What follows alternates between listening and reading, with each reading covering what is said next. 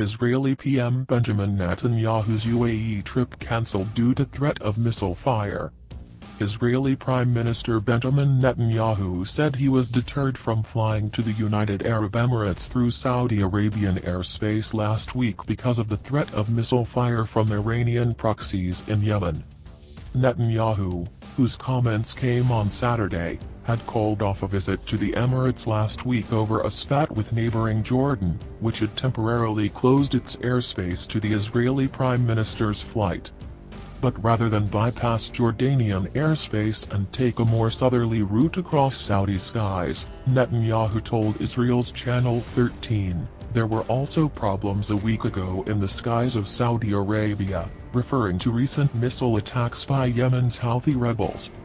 Netanyahu did not elaborate, nor did he say his plane was targeted by the Iran-backed Houthis. Yemen's Houthi rebels, who control the capital and much of the country's north, have escalated their cross-border attacks on critical Saudi infrastructure in recent weeks, crashing bomb-laden drones and missiles into the kingdom's Patriot missile batteries and revealing gaps in the country's defenses.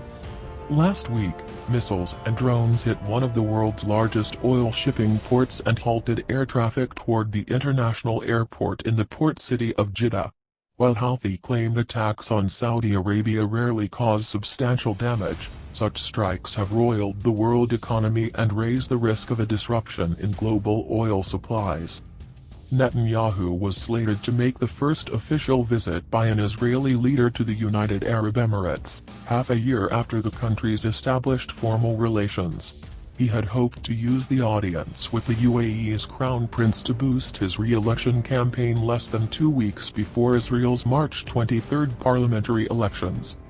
The Prime Minister's office said it had difficulties coordinating the flight over Jordanian airspace after Jordan's crown prince cancelled a visit to the Al-Aqsa Mosque in Jerusalem, a sensitive holy site under Jordanian custodianship, due to disagreements over security arrangements.